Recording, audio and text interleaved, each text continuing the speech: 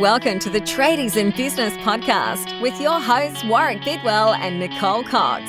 Divert your phone and grab a brew as Waz and Nic unpack tips, tales, secrets and stuff-ups from guests both inside and outside your trade, helping educate and inspire you to break the cycle of gut-busting and money stress and create a true trade business.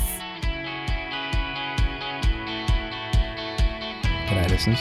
Hello, listeners. How the bloomin' heck are ya?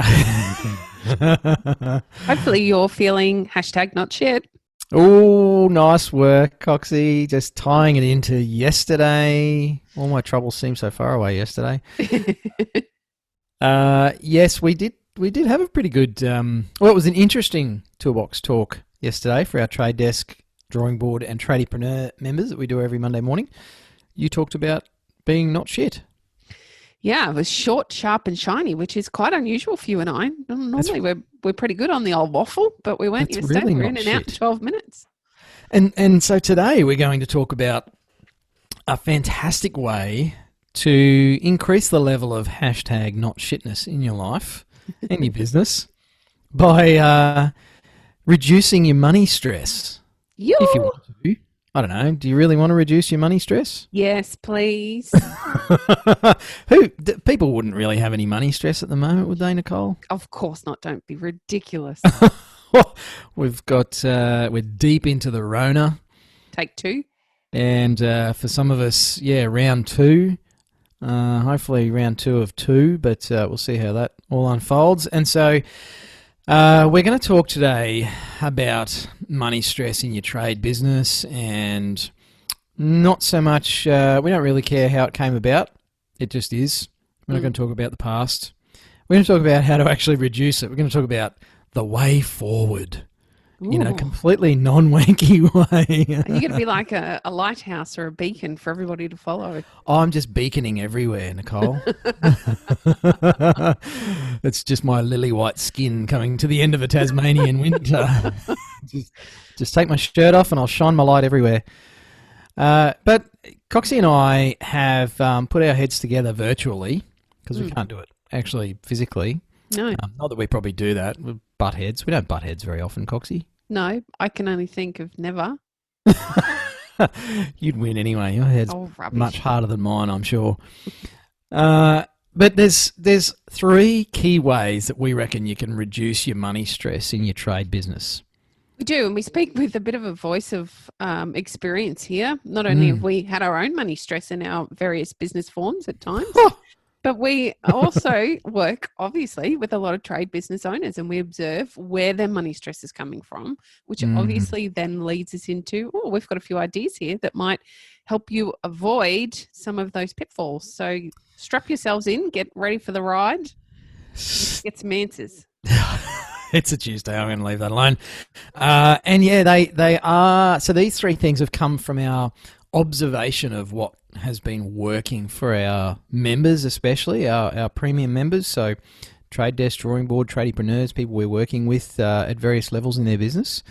And they're super simple. So I would suggest, unless you are driving or operating equipment or machinery, that you grab a pen and paper and jot these down, because if you put these in place, they can make a massive difference to the amount of stress you have around money in your business. They're not an overnight quick fix, I'll tell you that now. They're not some magical solution. They're not going to help you make millions of dollars, but they do actually make a big difference to what you've got going on right now. So first one, without further ado, is the envelope strategy, I like to call this one. I love a good envelope strategy. I'm teaching my 9-year-old almost daughter this through doing odd jobs around the farm here. And we've got her putting money into an envelope for a particular thing that she's saving for to keep it apart from the other money that she's got in her little purse, a cute little kid's purse, that she likes to spend on a toy or a book or, a hot chocolate or whatever she wants to get with it. And I realise that not a lot of us as grown-ups continue on with that thing. When I don't know if you did this, Coxie, but you move out of home, and probably more so back in the days of actual cash when it was legal tender. Yes. The phone bill, the power bill, the rent, the grocery bill. You'd get your pay packet and divvy the money up and stick it in a bunch of envelopes with the names on them. I still do it every year. I know that sounds ridiculous, but come Christmas time, because we have 5 kids, so Christmas is clearly a big expense. We generally take a holiday, and we also then need to prepare for school. They're all in private school, so it comes with new uniforms, school fees, all of that stuff is due. Good old-fashioned envelope system still works. I'm grateful to have a safe that I can actually then put all of that away in. But is that to keep it from the builder so he doesn't buy more wheelbarrows with it? I do. If I leave it in the account, somehow it gets found. It all goes in the safe in envelopes. And the envelope system's been around for as long as I can remember. It was how I was taught to budget as a teenager, maybe even as a child. It works. It's effective, but you don't actually need to have an envelope. You can have a bank account.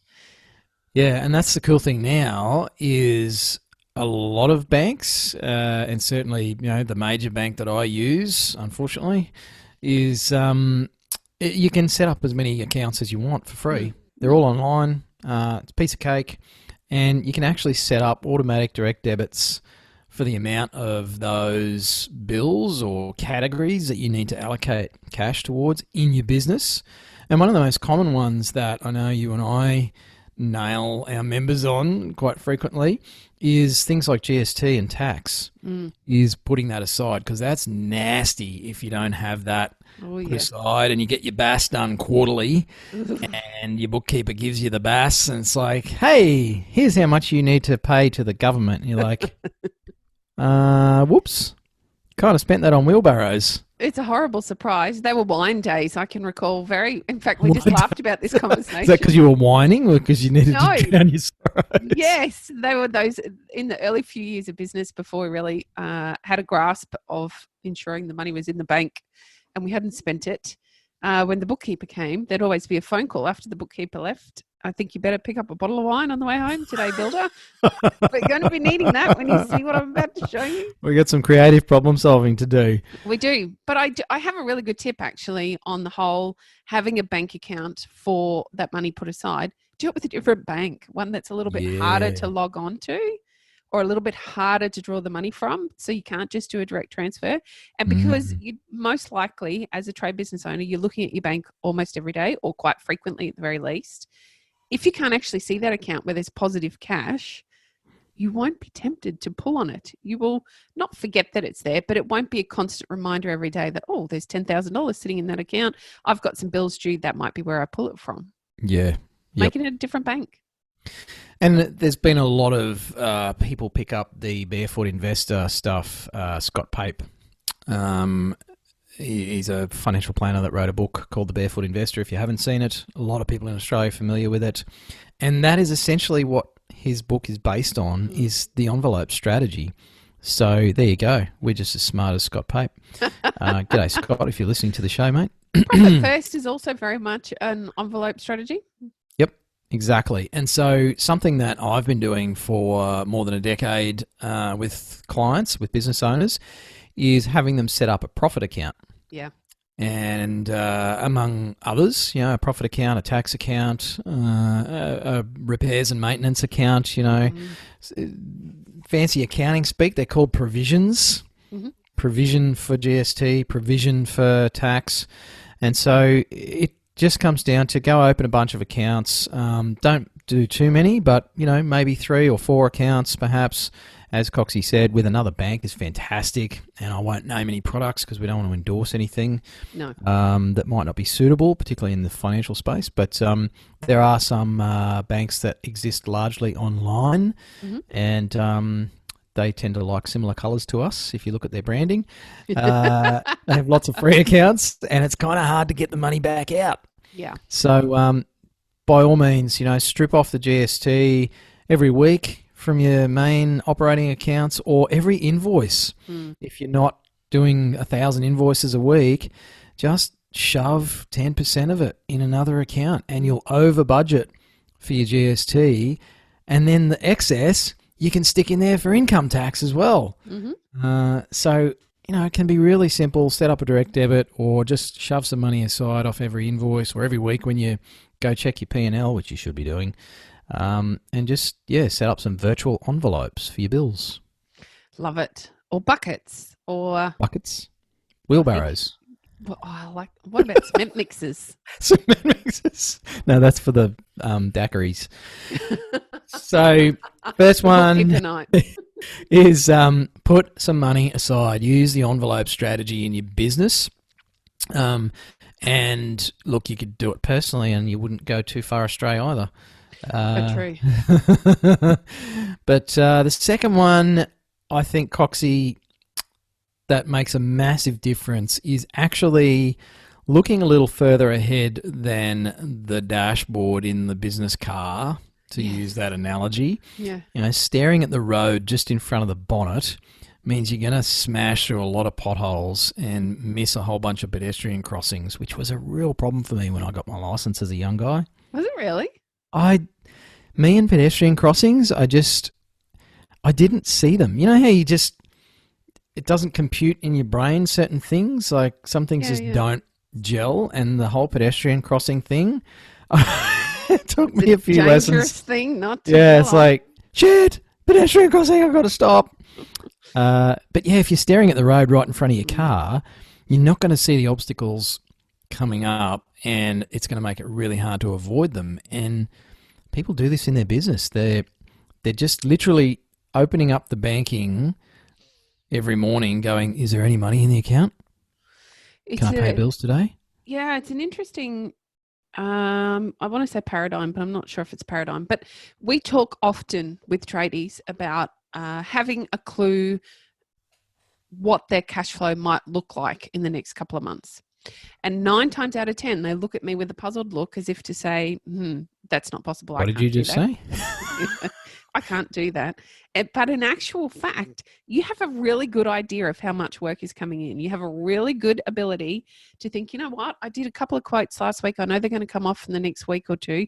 So this month's looking great. I should finish with, I don't know, maybe $5,000 in the bank. And then next month, I haven't had any work come in yet. So I don't know that there is any work, but generally, at a minimum, I might make $1,000 or $2,000 a week. So let's just bank on there being $4,000 next month. And then the month after, again, I don't know just yet. However, I know I would normally make about this much in that month. So let's pop that in there. Will I have enough to cover the bills? No, I won't. Is the phone calling enough right now? No, it's not. What do I need to do about that? How do I change that?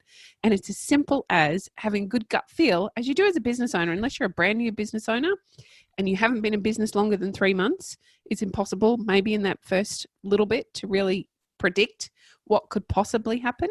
Take an educated guess.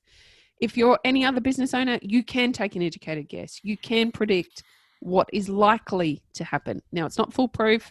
It's not 100% perfect, but it does give you an idea of what the next couple of months may look like. And it's a very simple tool that requires some brain power, maybe a piece of paper and a pen. That's it.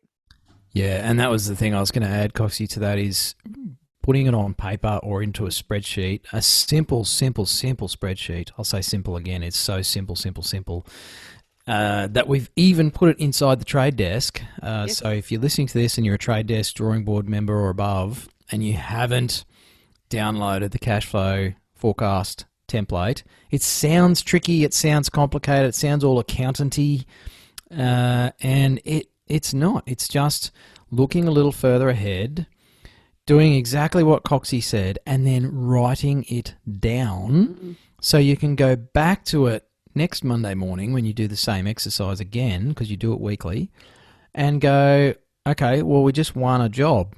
So I can actually add a bit more to next month's expected incoming money.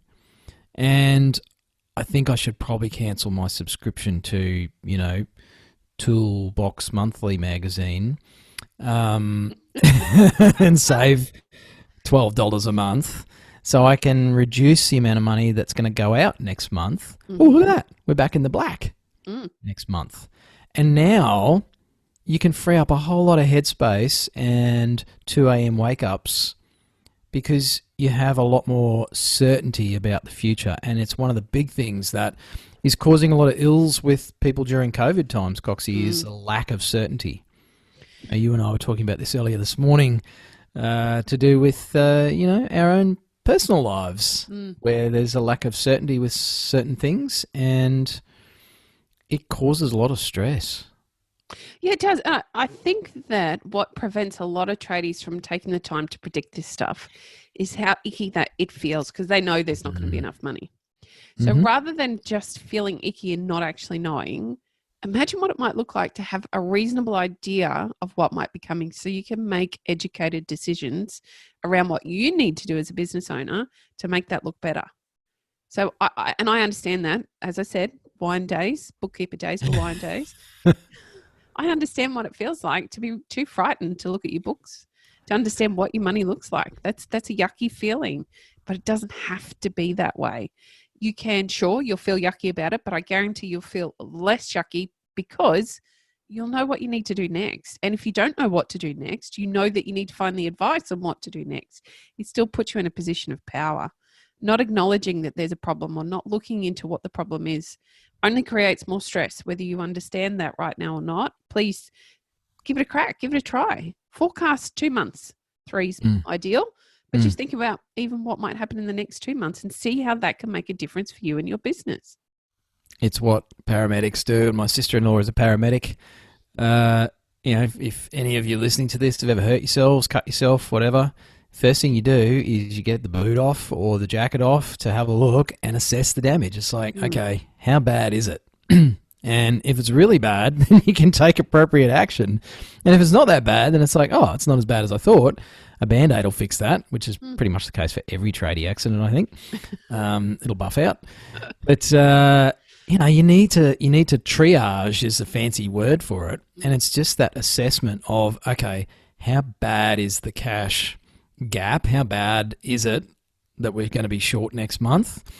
And what is the number? Because if you know that it's $5,000 or $10,000 or $200, then you can actually go, okay, well, we only need to find another 2 or 3 jobs next month. Or I actually need to find 15 jobs next month and I only do 5 a month now. So maybe I need to take some more drastic action. But it gives you that certainty, really, to come back to that, of what do I need to do to fix it?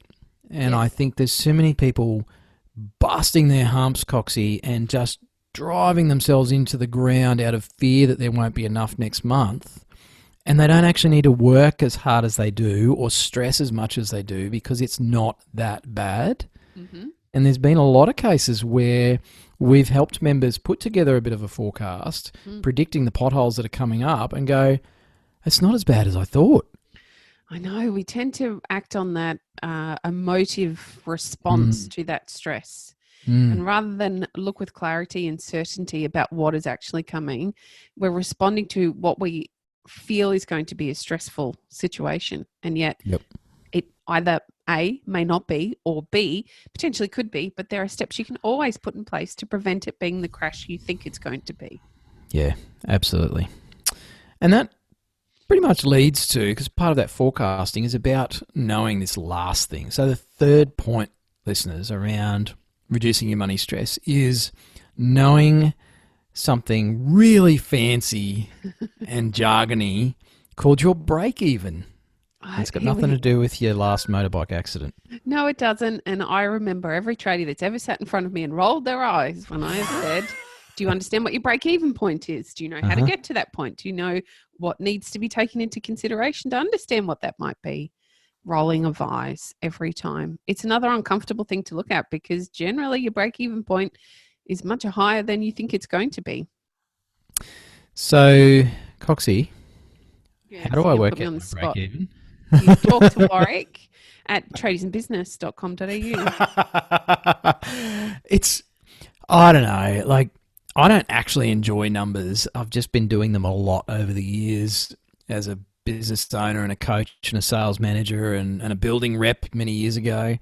And so numbers are actually really cool because they allow us to make good choices. I think that's really what we're talking about today is knowing a lot of this stuff and putting these numbers on paper allows you to make some choices and decisions so that your actions are appropriate. You know, you're not out there running around like a headless chook when you don't need to, or you're sitting at home watching Netflix when you should be running around like a headless chook. But you can match your actions to the situation. Yes. And make them appropriate. So break even. What the hell is your break even? It's how much work you need to bring in to cover the running costs of your business and pay yourself an appropriate wage as the business owner. So I think this is something that we really overlook as tradies all the time, is understanding exactly what it costs to run the business. So how much insurance are you paying out every year? How much fuel are you paying out every year? What does your rent look like if you've got rent to pay? What about your phones? What about your wages or your staff wages? All of that information, your car running costs, all of that stuff, we don't often think about. We just, as tradies, we go and buy another wheelbarrow, we buy another tool, or we do the thing because we're trying to solve a problem rather than understanding what that would do to our bottom line. So grab a piece of paper, grab a pen, sit down and write down every bill you can think of that you pay during a year, and then figure out what those costs look like. Yeah. And a lot of people say, yeah, but how is that going to help me? Because that's only break even. I don't want to just make break even. I want to make more than that. Good. And yeah, and my response, and I'm pretty sure yours would be similar, Coxie, is... yeah, okay, but how much more are you going to make if you make more? More than what? Yeah, how do you know when you've covered your costs? Mm. So, and it's a little bit like the predicting the potholes and the cash flow forecasting is, do you really need to be working as hard as you're working? Mm. And look, I know not a lot of you listening to this necessarily get to the end of a financial year and go, wow, we smashed our target by $500,000. I didn't need to work that hard at all. That's not necessarily reality for you. And it's just one of those weird things. You know what? Just I'm going to say this live on the podcast, Coxie. Trust me. Trust me on this one. All right, I'm trusting you. Knowing your break even will actually turn the light on in the room and allow you to make some better choices, because you can work out that by the end of the second week of the month, you've covered your costs. Mm. And anything you do after that is for your pocket.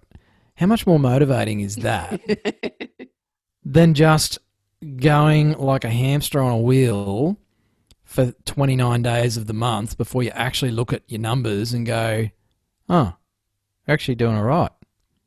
All that stress and worry and sleepless nights and everything, not knowing. So it's another one of those things, a bit like the last point around predicting your cash flow. It's just know what the number is so you know when you hit it. And if nothing else, you can give yourself a pat on the back, crack a beer and celebrate the fact that by day 22 this month, we covered all of our costs and I got 8 days to make money for me. I think we can add a little bonus tip in here. Is that okay? Oh, please. Will you trust me this time? I trust you, Nicole. Mostly. I just wanted to say that often a break-even point can be really scary because we've made choices along the way in our business and haven't really consciously thought about what that means long term. So by that I mean we signed up to a phone plan, or we leased another vehicle, or we just took the insurance policy with the broker without really looking at what the costs are. As you're doing this, you have an opportunity to review where those costs are at. My bonus point is now is a great time to be negotiating better deals on all of that stuff. Yeah. Whether it be the finance package you have on the new machinery, or your account discount with some of the material suppliers, or your insurance policy and the costing around that, your phone plan.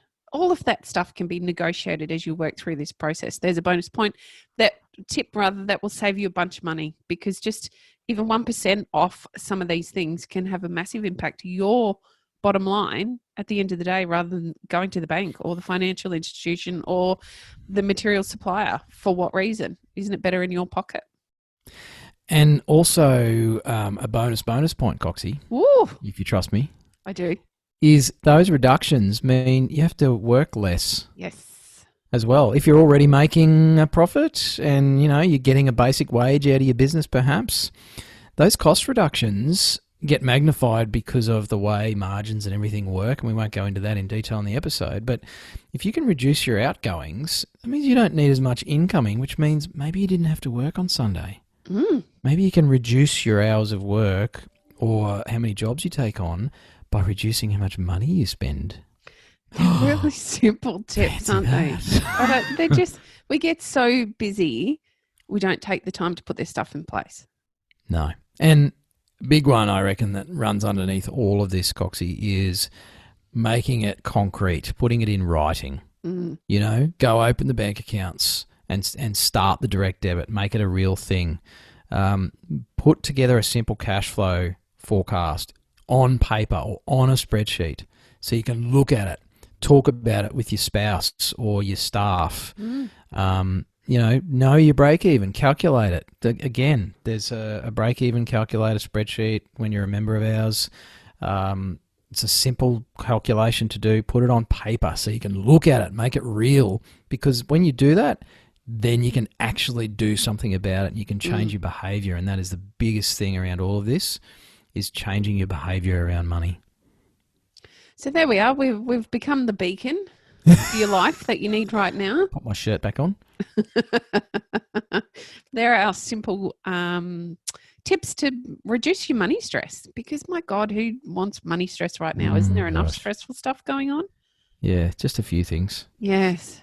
Now, as always, yes, you can find us in the Book of Faces, as Warwick likes to say, or just over on Facebook. You can just search for Tradies in Business. We have a group where there are, 1,700 like-minded tradies constantly sharing, networking, supporting one another through all of this stuff. There's an offer in there too. If you're a Victorian tradie, check out the offer that we made for Victorian tradies in there. We'd like to help you some more at the moment while we can.